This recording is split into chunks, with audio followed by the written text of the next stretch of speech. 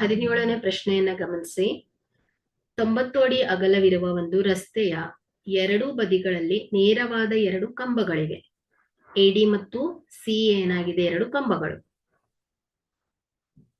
ಕಂಬಗಳ ಎತ್ತರವು 1:2. ಅಂದ್ರೆ ಎಡಿ ಕಂಬ ಹೆಚ್ಚಿದ್ರೆ ಸಿಇ ಕಂಬ ಏನಿದೆ 2h, ಇದರ 2 ಪಟ್ಟಿದೆ ಅಂತ ಹೇಳ್ಬೋದು.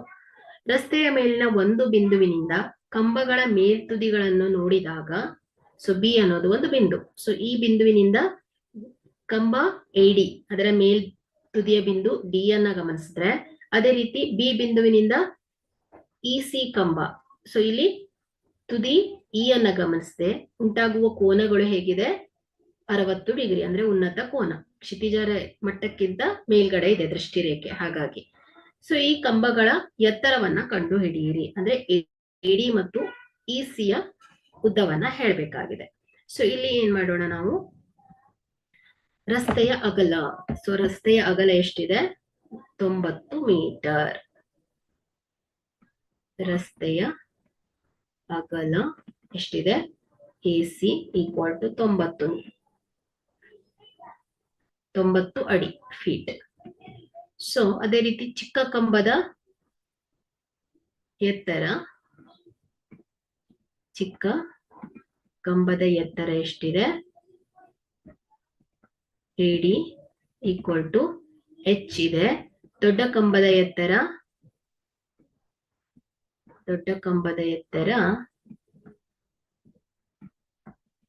CE ಏನಿದೆ? 2H ಇದೆ. ಸೊ ಇಲ್ಲಿ ಕೋನ, ಉನ್ನತ ಕೋನ ಏನಿದೆ? ಥೀಟಾ 60 ಡಿಗ್ರಿ ಇದೆ. ಸೊ ಇಲ್ಲಿ ನಾವೇನ್ ಮಾಡೋಣ? BC, ಸೊ ಇಲ್ಲಿ ಕೊಟ್ಬಿಟ್ಟಿದ್ದಾರೆ. BC ಎಷ್ಟಿದೆ ಅಂತೆ? X ಇದ್ರೆ, ಸೊ AB ಏನಾಗಿದೆ? 90 - X ಆಗತ್ತೆ. 90 - X ಆಗತ್ತೆ ಅಲ್ವಾ? ಸೊ ಈಗ ನಾವು ತ್ರಿಭುಜ ABD ಅನ್ನ ಗಮನಿಸಿದ್ರೆ, ಸೊ AD ಬಾಹು ಮತ್ತು AB ಬಾಹುವನ್ನ ಗಮನಿಸಿದ್ರೆ, ಸೊ 60 ಡಿಗ್ರಿ ಕೋನಕ್ಕೆ ಅಭಿಮುಖ ಬಾಹು AD ಆದರೆ ಪಾರ್ಶ್ವ ಬಾಹು ಯಾವ್ದಾಗತ್ತೆ? AB ಆಗತ್ತೆ. ಅದೇ ರೀತಿ ತ್ರಿಭುಜ BEC ಅನ್ನ ಗಮನಿಸಿದ್ರೆ, ಕೋನ ಥೀಟಾಗೆ ಅಭಿಮುಖ ಬಾಹು EC ಆದರೆ ಪಾರ್ಶ್ವ ಬಾಹು BC ಆಗತ್ತೆ. ಸೊ ಇವುಗಳೆರಡು ವಿಕರಣಗಳು. ಸೊ ಈಗ ತ್ರಿಭುಜ ABD ಅಲ್ಲಿ tan 60 ಡಿಗ್ರಿ = ಏನಾಗತ್ತೆ? AD / AB ಆಗತ್ತೆ. ಸೊ tan 60 ಅಂದ್ರೆ √3 = ADH / 90 - X. ಸೊ H = ಏನಾಗತ್ತೆ? √3 × 90 - X ಆಗತ್ತೆ. ಸೊ ಇದನ್ನ ಸಮೀಕರಣ 1 ಅಂತ ತಗೊಳ್ಳೋಣ. ಸೊ ಅದೇ ರೀತಿ ತ್ರಿಭುಜ BCE ಅಲ್ಲಿ tan 60 ಡಿಗ್ರಿ ಏನಾಗತ್ತೆ? ಅಭಿಮುಖ ಬಾಹು / ಪಾರ್ಶ್ವ ಬಾಹು, ಅಂದ್ರೆ EC / BC ಆಗತ್ತೆ. ಹಾಗಾಗಿ ಇಲ್ಲಿ tan 60 degree = CE / BC. So ಇಲ್ಲಿ √3 tan 60 ಅಂದ್ರೆ ಏನಾಗುತ್ತೆ? √3 ಆಗತ್ತೆ. CE 2H / X ಆಗತ್ತೆ. ಸೊ ಇಲ್ಲಿ 2H = ಏನಾಗತ್ತೆ? √3 × X. ಸೊ H = ಏನಾಗತ್ತೆ? X × √3 / 2 ಆಗತ್ತೆ. ಸೊ ಇದನ್ನ ನಾವೇನ್ ಮಾಡೋಣ? ಸಮೀಕರಣ 2 ಅಂತ ತಗೊಳ್ಳೋಣ. ಸೊ ಸಮೀಕರಣ 1 ಮತ್ತು 2ರಿಂದ, ಸೊ ಸಮೀಕರಣ 1 ಮತ್ತು 2ರಿಂದ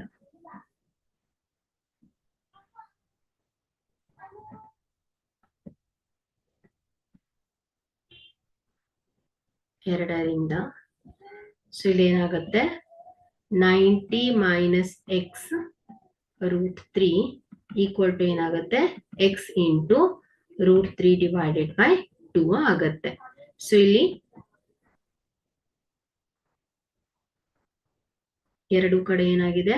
√3 ಕಾಮನ್ ಆಗಿದೆ. ಸೊ ಸೊ ಇದೇನಾಯ್ತು 2 into 90 minus x is equal to ಏನಾಗುತ್ತೆ x ಆಗುತ್ತೆ. ಸೊ ಇದೇನಾಗುತ್ತೆ 180 minus 2x equal to x ಆಗುತ್ತೆ. ಸೊ ಇದೇನ್ ಬರುತ್ತೆ ನೋಡೋಣ. 180 equal to 2x plus x. So ಇದನ್ನ 3x ಈಕ್ವಲ್ ಟು ಏನಾಗುತ್ತೆ ಹೇಳಿ 180. So x is equal to ಏನಾಗುತ್ತೆ 180 ಡಿವೈಡೆಡ್ ಬೈ 3. ಸೊ 3 ಒಂದ್ಲೆ 3, 3 60 180 ಆಗುತ್ತೆ. ಸೊ x ಈಕ್ವಲ್ ಟು ಏನಾಗುತ್ತೆ ಹೇಳಿ 60. ಹಾಗಾದ್ರೆ ಇಲ್ಲಿ ನಮ್ಗೆ ಈ ಒಂದು BC, ಸೊ BC ಪಾದದ ಅಳತೆ ಗೊತ್ತಾಗಿದೆ. ಎಷ್ಟು 80. ಸೊ ಈಗ 60 ಅಲ್ವಾ. ಸೊ 60. ಹಾಗಾದ್ರೆ ಇಲ್ಲಿ x ಅನ್ನ x ಈಕ್ವಲ್ ಟು ಎಷ್ಟಿದೆ 60. ಸೊ ಇದನ್ನ ಏನ್ ಮಾಡೋಣ ನಾವು ಸಮೀಕರಣ 1ರಲ್ಲಿ ಆದೇಶಿಸೋಣ. ಸಮೀಕರಣ 1ರಲ್ಲಿ ಆದೇಶಿಸಿದಾಗ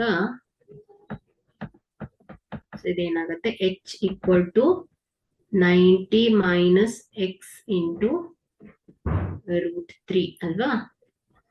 ಸೊ ಇದೇನಾಗುತ್ತೆ 90 1 ಸೆಕೆಂಡ್.